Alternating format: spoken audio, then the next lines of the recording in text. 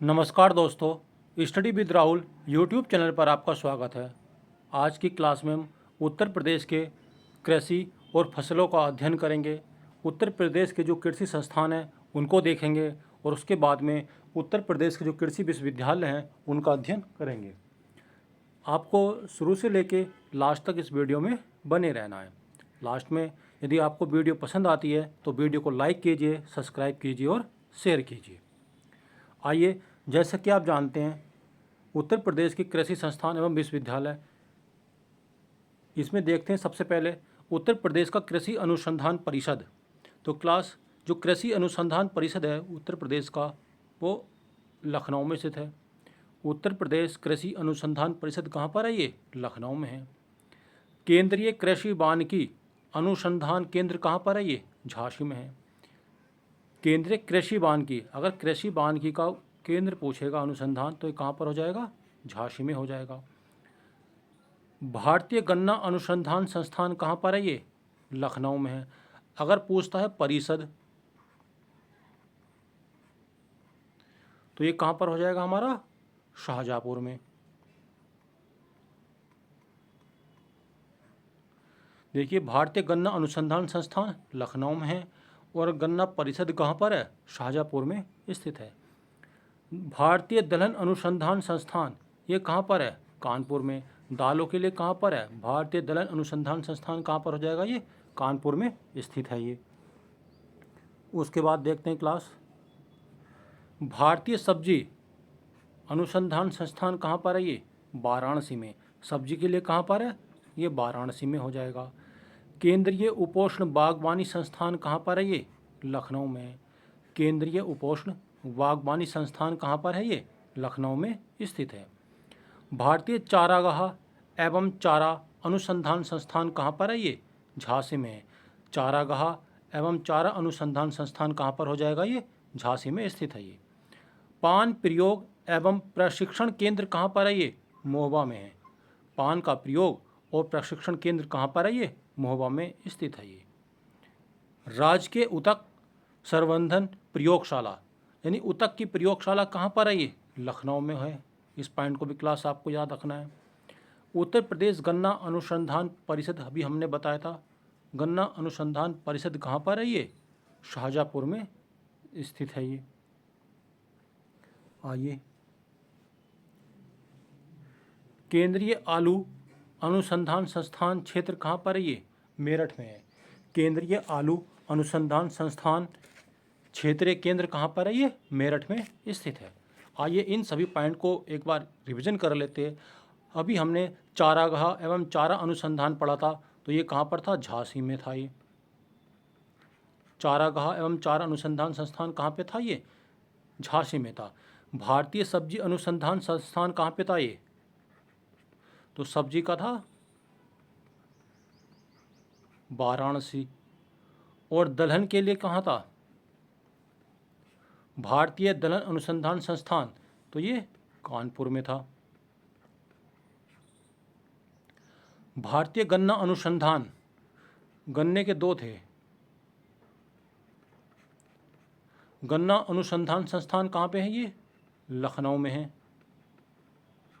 और अगर परिषद पूछेगा तो ये शाहजहाँपुर में। ये हमारा शॉर्टकट में हो जाएगा। ठीक है। भारतीय गन्ना अनुसंधान संस्थान लखनऊ में, गन्ना अनुसंधान परिषद कहाँ हो जाएगी? ये शाहजहाँपुर में हो जाएगी। उत्तर प्रदेश कृषि अनुसंधान परिषद, अगर कृषि अनुसंधान परिषद पूछता है तो ये कहाँ पर हो जाएगा? लखनऊ में। उत्तर प्रदेश कृषि अनुसंधान परिषद ये कहाँ पर है? लखनऊ में स्थित है ये। पान प्रयोग एवं प्रशिक्षण केंद्र, पान के लिए क्या फेमस था? महोबा। पान के लिए क्या हो जाएगा? महोबा हो जाएगा। आइए क्लास आगे देखते हैं। उत्तर प्रदेश में जो कृषि प्रौद्योगिकी विश्वविद्यालय हैं इनके बारे में जानते हैं। सरदार वल्लभ भाई पटेल कृषि एवं प्रौद्योगिकी विश्वविद्यालय कहाँ पर है? ये तो ये मेरठ हो जाएगा। सरदार वल्लभ भाई पटेल कृषि प्रौद्योगिकी और विश्वविद्यालय कहाँ पर है? ये मेरठ में। चंद्रशेखर आज़ाद कृषि प्रौद्योगिकी विश्वविद्यालय कहाँ पर है? ये तो ये कानपुर में है।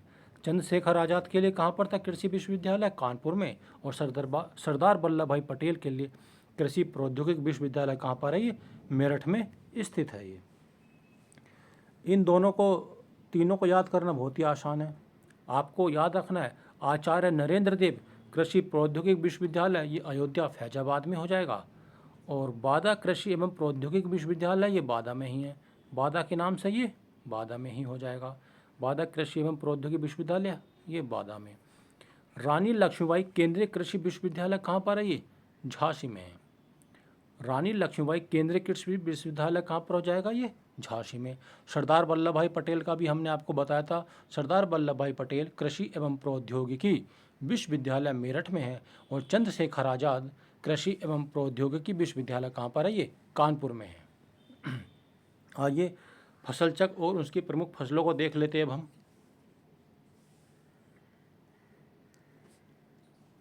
देखिए, जो रबी की फसल होती है इसकी बुआई अक्टूबर नवंबर में होती है, जाड़ों में होती है, और मार्च अप्रैल में इसको काट लिया जाता है। और जो रबी की फसलों में मेन क्या होता है? गेहूँ, जौ, चना, मटर, सरसों, आलू। इस तरह से आपको याद रखना है। जो जाड़ों होते हैं उस समय हम चने का साग खाते हैं, उस समय गेहूं को बोया जाता है, और गेहूं के साथ साथ जौ को भी बोया जाता है। सरसों और आलू, ये सब रबी की फसलें होती हैं। खरीफ की फसलें ये मई जून में से लेकर जून जुलाई तक बोई जाती है, सितंबर अक्टूबर तक ये काट ली जाती है। इसमें चावल, धान, ज्वार, बाजरा, कपास और मक्का हो जाएगा। खरीफ की फसल में धान याद रखना है, ज्वार, बाजरा, कपास और मक्का। ये कौन सी फसल है? ये खरीफ की फसल है। वहीं पर हम जायद की फसल देखते हैं, तो जायद की फसल ये फरवरी से अप्रैल के बीच में बोई जाती है। जून जुलाई में इसको काट लिया जाता है।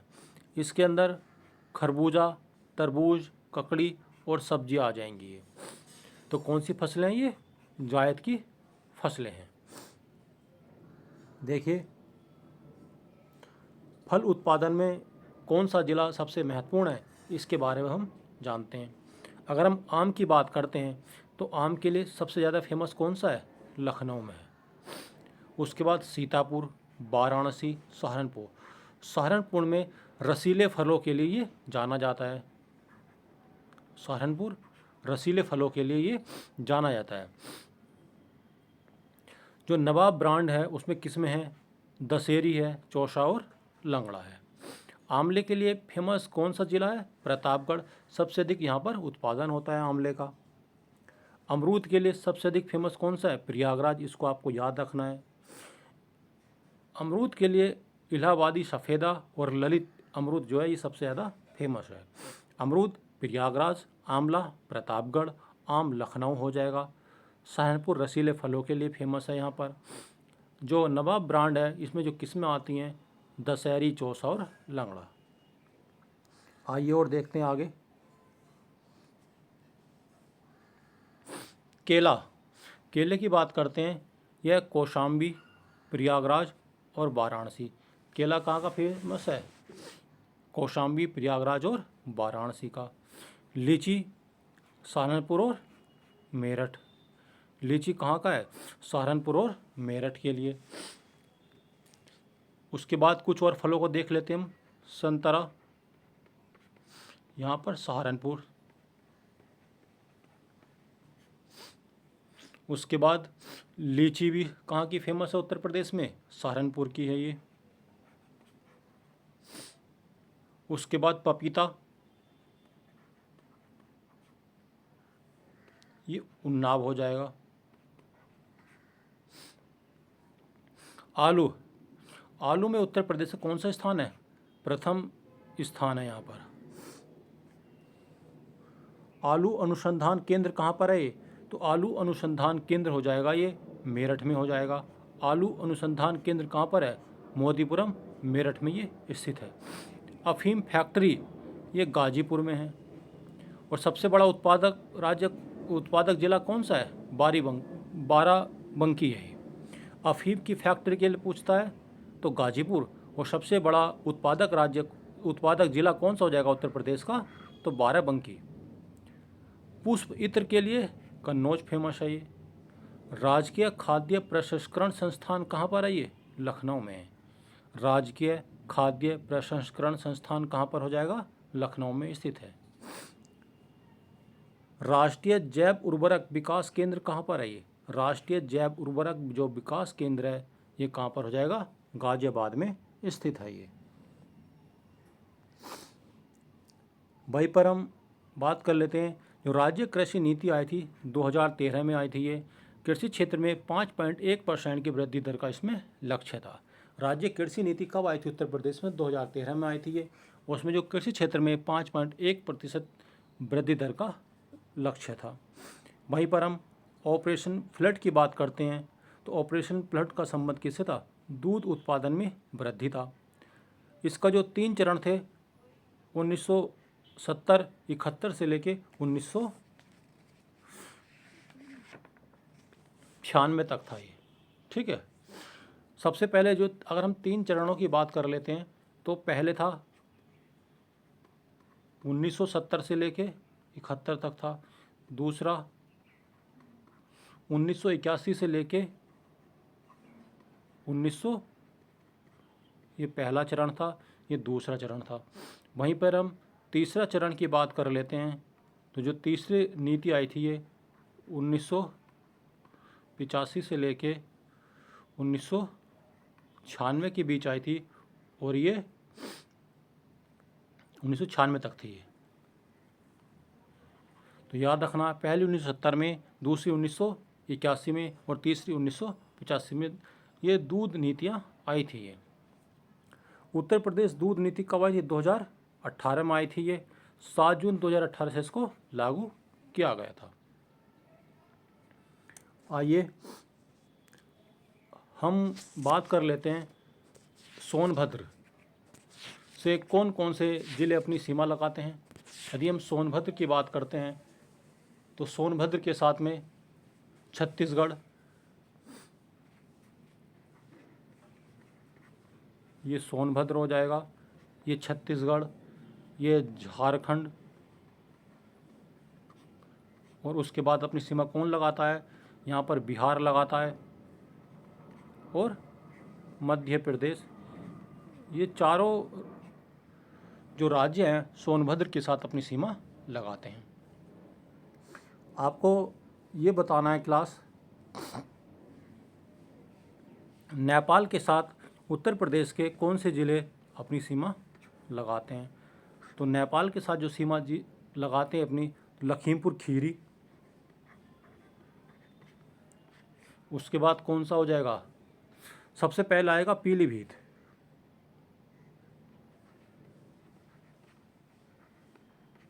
पीलीभीत, खीरी, उसके बाद बहराइच,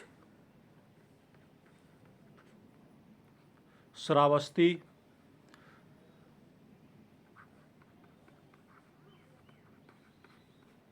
बलरामपुर, और उसके बाद क्या हो जाएगा? सिद्धार्थनगर, और उसके बाद महाराजगंज। ये सब क्या करते हैं? नेपाल के साथ अपनी सीमा लगाते हैं। तो पीलीभीत, खीरी, बहराइच, श्रावस्ती, बलरामपुर, सिद्धार्थनगर और महाराजगंज, ये क्या करते हैं? नेपाल के साथ उत्तर प्रदेश के ज़िले अपनी सीमा लगाते हैं। जैसा कि आप जानते हैं लोकसभा की सीटें कितनी उत्तर प्रदेश में? तो लोकसभा की जो सीटें 80 हैं, राज्यसभा की 31 हो जाएंगी, और विधानसभा